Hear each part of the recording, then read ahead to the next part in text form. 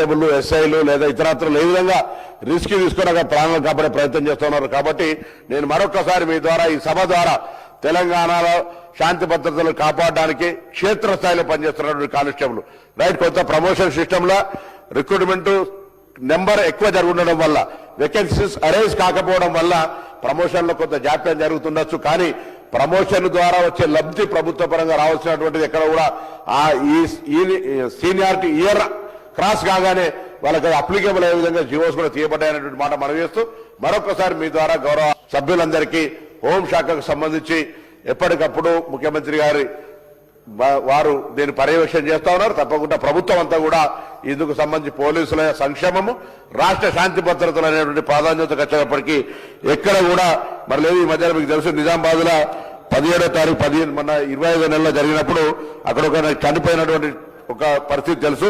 వారికి ఉద్యోగం ఇవ్వడం